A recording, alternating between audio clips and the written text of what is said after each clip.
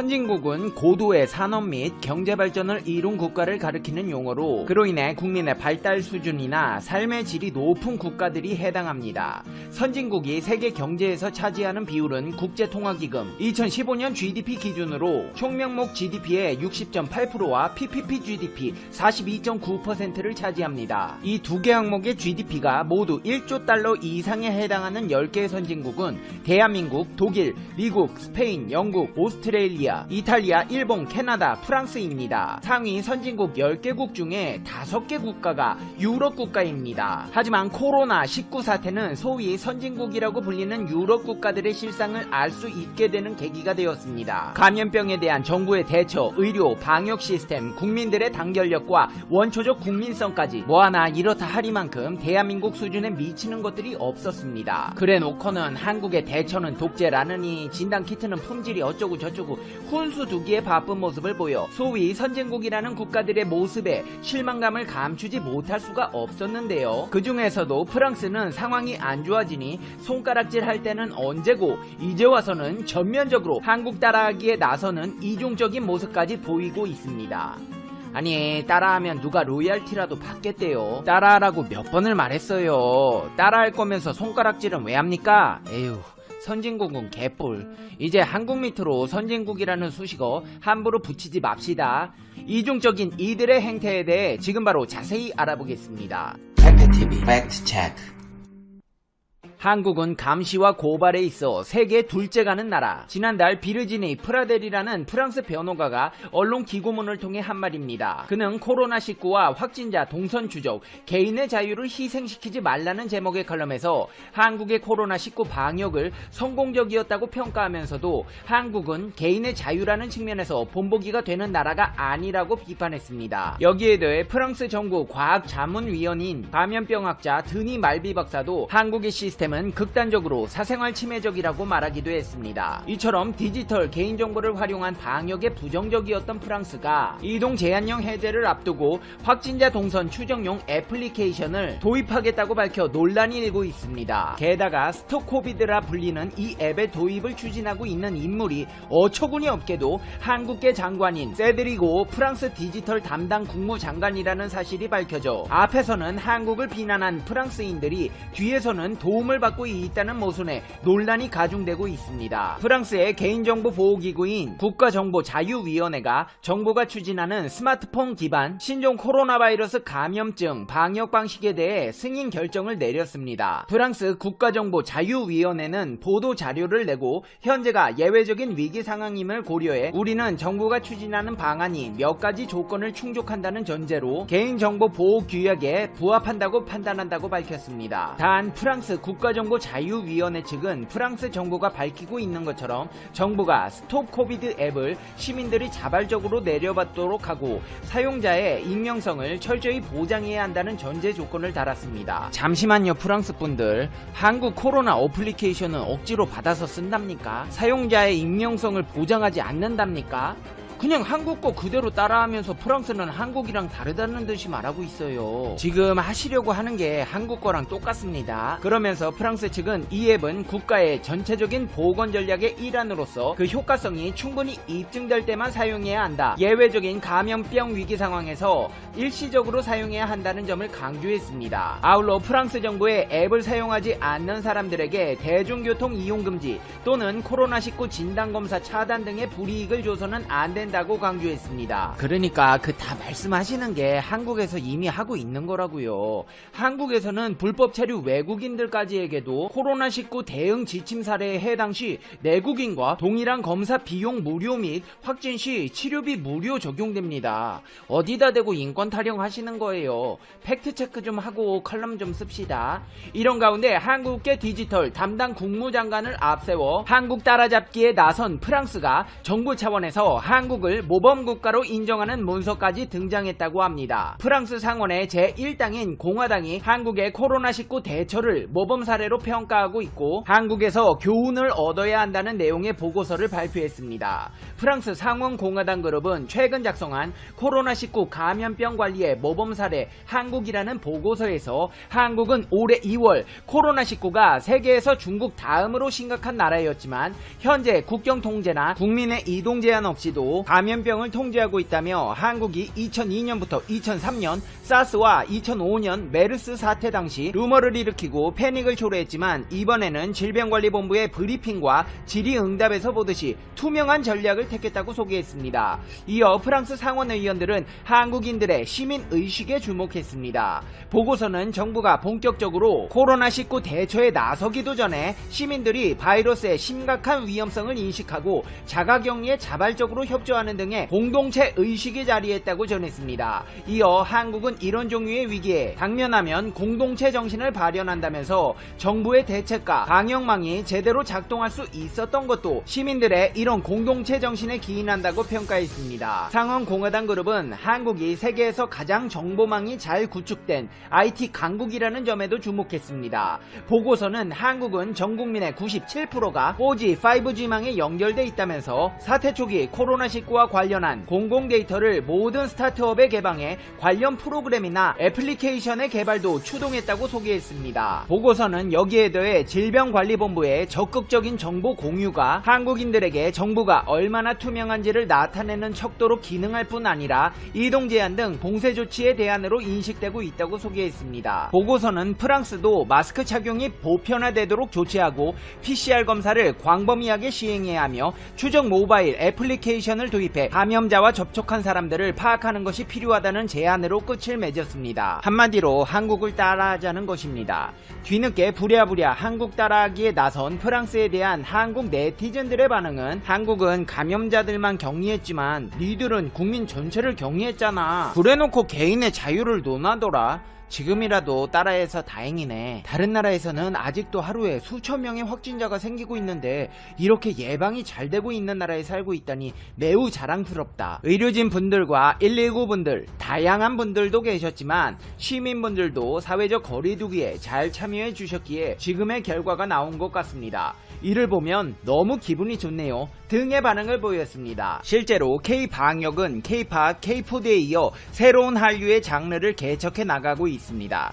다른 나라들도 프랑스와 마찬가지로 봉쇄 조치를 완화하기 위한 수단으로 가장 주목하는 게 바로 확진자 동선 추적 앱입니다. 싱가포르 정부는 이미 확산 초기부터 확진자 접촉 여부를 알 수 있는 애플리케이션 트레이스 투게더를 개발해 사용 중입니다. 블루투스에 기반한 앱은 약 2m 반경 내 트레이스 투게더를 설치한 다른 사용자의 앱과 통신합니다. 블루투스를 활성화한 채로 확진자와 가까이 있었을 경우 앱의 기록이 남고 이를 통해 감염자 접촉 여부를 확인할 수 있습니다. 영국 또한 확진자가 발생했을 때 접촉자들에게 자동으로 경고를 보내주는 중앙 집중형 방식으로 앱을 운용할 것이라고 밝혔습니다. 중앙 집중형 방식은 블루투스를 이용해 사람들이 특정 시간 이상 일정 거리를 유지할 때마다 기록해뒀다가 누군가 확진자로 등록되면 그와 접촉한 모든 사람에게 자동으로 경고를 전송하는 형태입니다. 호주에서도 블루투스 기반인 앱을 출시했는데 1.5m 근방에 있는 사용자 간 연락처를 저장하고 암호화하는 방식인데 이 앱은 하루 만에 다운로드 건수 200만 건을 넘었습니다. 특정 사용자가 코로나19 확정 판정을 받으면 그 사용자와 15분 이상 접촉한 사용자에게 앱으로 위험을 전합니다. 이외에도 이탈리아, 스위스, 독일 등도 애플리케이션 도입을 결정했습니다. 이에 대해 네이처는 국가들이 독자적으로 애플리케이션을 개발하고 있는데 이에 대한 세계 표준이 없어 우려가 나온다고 분석했습니다. 네이처가 우려하는 문제점은 먼저 앱의 정확성 문제입니다. 만약 확진 판정이 잘못된 상태에서 앱 알림이 작동할 경우 일부 시민들은 몇 주 동안 불필요한 자가격리를 시행할 수도 있으며 소소이긴 하지만 스마트폰을 쓰지 않는 감염자를 놓칠 위험도 있습니다. 결국 앱은 보조적 수단일 뿐 사람이 하는 역학조사와 대규모 진단검사를 대체해서는 안 된다는 분석도 설득력을 얻고 있습니다. 전문가들은 한국의 경우 블루투스 기반 앱을 사용하지 않고 사람이 직접 역학조사를 했다는 점에서 주목하고 있습니다. 한국 따라하기가 세계적인 추세를 이루고 있는 가운데 일본에서 일본에서도 뒤늦게 부랴부랴 애플리케이션을 개발하고 나섰습니다. 코로나19에 감염된 사람의 밀접 접촉자를 신속히 파악하기 위한 스마트폰용 앱과 관련해 일본 정부는 위치 정보를 취득하지 않는 등 개인정보 보호에 배려한 방식을 채용해 이달 중에 실용화를 추진하겠다고 밝혔습니다. 이 앱은 스마트폰을 보유한 사람끼리 일정 거리까지 접근하면 상대방 데이터를 서로 기록해 이용자가 코로나19에 감염됐을 경우에는 기록된 상대방에게 접촉했을 가능성이 있다고 통보하는 방식으로 일본판 개발이 진행 중입니다. 이에 따라 일본 니시무라 경제 재생 담당상은 앱 도입을 위해 스마트폰의 기본 소프트웨어 개량 등을 하고 있는 단계라고 밝히고 이달 중에 실용화를 추진하겠다는 방침을 나타냈습니다. 한국은 애플리케이션과 역학조사를 동시에 했기 때문에 상호 부족한 부분을 보완하는 방식으로 방역을 주도하고 있고 이는 이제 전 세계의 방역의 표준이 되어가고 있습니다. 이제 페페TV의 결론입니다. Conclusion. 페페TV. 아베씨, 일본 총리님, 이제 개발 시작해서 언제 하려고요? 내후년쯤 하시려고요? 내년에 올림픽 하겠다면서요. 올림픽은 개뿔. 그렇게 하다가는 동네 초등학교 운동회도 전부 취소해야 돼요. 요즘 집에서 한국 야구 보면서 강아지랑 노니까 세상 행복하죠. 네, 맞아요. 인간은 누구에게나 행복할 권리가 있어요. 아베씨도 행복할 수 있죠. 근데 다른 사람들을 이끌어 가야 할 사람이 자기 행복만 추구하니까 일본이 그 모양 그 꼴인 거 아니에요. 하여튼 방사능이고 코로나고 일본 내에서 깔끔하게 처리 부탁드릴게요. 안에서 새는 바가지 밖에서도 샌다잖아요. 페페TV 시청자 여러분은 어떻게 생각하세요? 페페TV는 여러분의 생각이 궁금합니다. 댓글로 여러분의 생각을 남겨주세요. 여러분, 지금 한국의 코로나가 거의 다 잡혔다가 다시 올라가고 있습니다. 혹시 군대 갔다 오신 분들은 아시겠지만 유격 훈련할 때 PT 체조 마지막 구호를 붙이면 처음부터 다시 하잖아요. 제가 지금 딱 그 기분입니다. 고문관 한 명 때문에 PT 체조 하루 종일 하고 있는 느낌. 그것도 PT 8번 온몸 비틀기. 거의 다 끝났는데 처음부터 다시 하는 기분이라 저도 정말 속상하고 의료진 여러분 생각하면 죄송스러운 마음에 고개를 들 수가 없는데요. 요기 베라라는 메이저리그 선수가 이런 말을 했습니다. 끝날 때까지 끝난 게 아니다. 끝까지 힘내서 이 사태를 종결시키는데 힘을 보태주세요. 이 시간에도 힘내고 계신 의료진 여러분, 몇 달째 정신없는 보건당국자 여러분을 생각해서라도 진심으로 부탁드립니다. 이런 상황에서 힘드시겠지만 오늘 하루도 행복한 하루 보내셔야 해요. 당신은 소중하니까요. 다음 영상에서 봬요. 안녕. 여러분 안녕하십니까? 이번 시간에는 미 연방법원이 해냈다라는 주제를 가지고 방송을 해드리도록 하겠습니다. 미 합중국 연방법원이 드디어 전 세계에 있는 김정은의 재산을 동결할 수 있고 김정은의 계좌를 동결할 수 있는 그 위대한 명령, 허가 명령을 내렸습니다. 그 소식은 미국의 소리방송이 소상하게 전했습니다. 자, 미국의 소리방송은 뭐라고 전했느냐? 미 연방법원, 미 워싱턴 DC 연방법원이 11일 북한 관련 자금을 보유한 미국 은행 3곳에 대한 보호명령을 허가했다. 이에 따라 이들 은행들이 보유한 북한 관련 자금 2,379만 달러, 약 291억 원 정도의 세부 정보에 대한 내용을 소상하게 오토 원비오군 가족에게 공개될 예정입니다. 정성찬 TV를 애청해주고 계시는 모든 분들께 감사드리며 좋아요, 구독, 알림을 눌러주시면 고맙겠습니다. 역사적인 걸 만들어낸 거예요, 여러분. 역사적인 거. 자, 이게 어떤 소식이냐? 잘 아시다시피 2015년 12월 달에 북한을 갔다가 이 김정일이 나오는 신문지를 쌌다고 뭐 초상화 어쩌고 하면서 잡아가지고 오토 원비오군에게 15년형의 노동 교화용을 내리지 않았습니까? 그 이후에 2017년 6월에 혼수 상태로 미국으로 왔다가 생명을 마감한 오토 원비오군. 뭐 제가 얼마나 많은 이야기를 했습니까? 그 이후에 2018년 이 오토 원비어법이 통과가 됐고 국방수권 법안, 그리고 2017년도에는 미 연방법원이 김정은이는 이 오토 원비어의 사망에 5억 달러를 배상하는 판단을 내렸습니다. 판결을. 그러나 그 판결을 지킬 북한 놈들이 아니지요. 그래서 그 이후에 오토 원비어군 가족들은 자기 아들을 찾는 심정, 또 북한 인권과 북한 독재 정권을 전 세계에 알린다는 그 사명감에 제일 먼저 연방법원을 잡아 흔든 게 뭐냐? 바로 미 재무부의 루트를 통해서 김정은이의 자산인 와이즈 어네스토를 연방법원을 흔들어서 뭐 했습니까? 연방법원이 몰수를 해서 매각을 한 다음에 조각조각 나눠서 파철로 팔아버렸죠. 얼마 전에 오토 원비오군 가족들은 또 뭘 했습니까? 북한 대사관이 운영하는 베를린의 시티 호스텔, 이 호텔에 대한 영업정지 가처분 신청을 냈고 후에는 그 호텔에 대한 영업정지를 지켜봤으며 이 베를린에 있는 북한 대사관이 운영하는 시티 호스텔은 지금 철거가 되고 있으며 나아가서 북한의 자산인 이 시티 호스텔 건물을 법적으로 경매에 넘기겠다라는 게 오토 원비오군 부모들의 그 지금 김정은과의 싸움이죠. 그러면서 오토 원비오군 아버님과 어머님은 김정은의 자산, 전 세계에 있는 자산을 동결시키겠다. 자, 여기서 오늘 이 소식이 왜 중요하냐? 그냥 간단히 보면은 미 연방법원이 오토 원비오군 부모에게 김정은 자산일 거라고 추정이 되는 미국의 세계은행에 대한 보호명령 허가, 그래서 북한 관련 자금 2,379만 달러 291억 원에 대한 정보를 오토 원비오군에게 공개해라 라는 이 법원 명령 요청서를 제출이 됐는데 이게 왜 중요하냐? 이제 이게 하나의 사례가 돼가지고 전 세계에 있는 김정은이의 달러 계좌는 다 동결시킬 수 있습니다. 하나의 판례를 만든 거거든요. 그러면서 미국의 소리 방송은 북한 관련 자금을 보유한 은행으로 웰스 파고와 JP 모건 체이스, 뉴욕 멜런을 지목했으며 이 요청서에 따르면 원비어 측 변호인은 지난 2월 이들 은행에 북한 관련 자산을 공개해 줄 것을 요구해서 동의를 얻어냈다며 다만 은행들은 관련 정보 공개가 고객들의 비밀 정보를 누설하는 행위가 될 수 있는 만큼 법원의 명령이 필요하다고 주장을 했고 이에 따라 원비어 측이 은행들에 대한 법적 보호를 요청하는 이 요청서를 법원에 냈고 드디어 연방법원은 오토 원비오군 부모님들에게 김정은 자산으로 추적되는 미국 내의 은행, 세계은행, 웰스파고와 JP 모건 체이스, 뉴욕 멜런에 있는 은행들에 있는 김정은 자산 공개, 그리고 나아가서 그 자산이 어떤 자산인지 오토 원비오군 부모들이 판단하게 해. 한마디로 미 연방법원이 미국 은행들에게 김정은 자금 맞아? 그러면 오토 원비오군에게 줘. 이렇게 강요를 한 명령이라고 보시면 되겠습니다.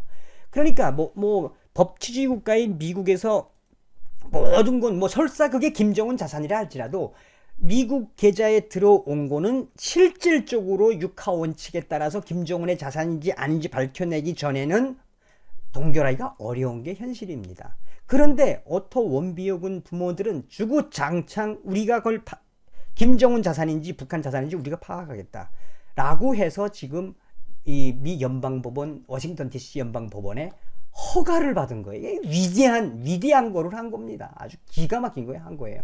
그만큼 미 연방법원이 철저하게 중립적으로 판단을 하되 오토 원비오군 부모님들의 편에 서서 미국 은행들은 김정은이가 거래를 한 것으로 드러난 또 김정은의 불법 무기 판매, 핵 프로그램 개발, 그 다음에 사이버머니로 추정이 되는 그 은행들의 자산을 오토 원비오군에게 그 부모들에게 다 공개를 해. 위대한 거를 법원이 한 겁니다. 위대한 거를. 그러면서 미국의 소리방송은 뭐라고 이야기하느냐. 자, JP 모건 체이스는 대북제재법에 의거해 동결된 북한 자산 1,757만 달러를 보유 중에 있으며 웰스파고는 동결 자금 294만 달러, 또 대량 살상무기법 위반으로 7만 달러 등 301만 달러를 보유한 것으로 확인됐으며 또 뉴욕 멜런 은행은 총 320만 달러가 북한 자금으로 명시돼 이들 세 곳 은행에 예치된 북한 자금 총액은 2천만 달러가 넘는 거로 나타났으며 원비어치 측은 이들 은행 관련 자금의 계좌 번호, 소유주, 주소 등 그것을 비롯해서 다 우리한테 알려줘야 돼. 연방법원은 은행들이 오토 원비어 부모들의 뜻에 따라 법적으로 무조건 알려줘. 이게 이 조슈아 스탠튼 변호사의 이야기가 뭐냐. 자, 이게 만약에 북한 거라고 정확하게 파악이 되거나 변호인들, 오토 원비어 변호인들의 판단에 의해서, 회계사들의 판단에 의해서 이게 북한께 맞다라고 한다면 어떻게 된다? 다 회수가 가능하며, 나아가서 이게 하나의 예가 되면은 신디 원비어 씨와 남편 프레드 원비어 씨는 지난해 재무부 해외자산 통제실에 소환을 보내 북한 자산에 대한 열람을 요청한 바 있으며, 당시에도 법원은 해외자산 통제실이 관련 정보를 공개할 수 있도록 보호 명령을 내렸다며, 해외자산 통제실은 지난해 미 의회에 제출한 테러범 자산 연례 보고서에서 2018년을 기준으로 미국 내 북한 자산 총 7,436만 달러를 동결하고 있다.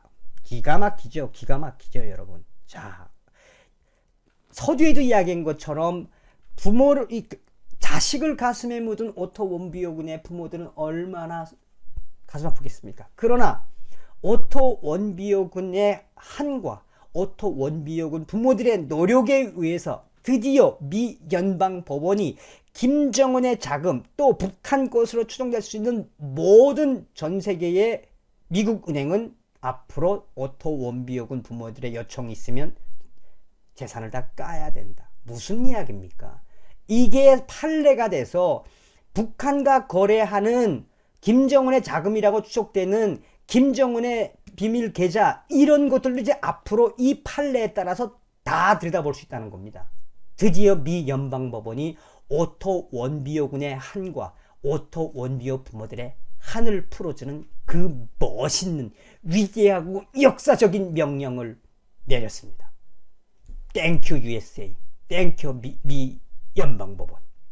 여러분, 다시 한번 한미동맹만 밖에는 살 길이 없습니다. 김정은에게는 몽둥이가 정답입니다. 다음 시간에 뵙겠습니다. 열공!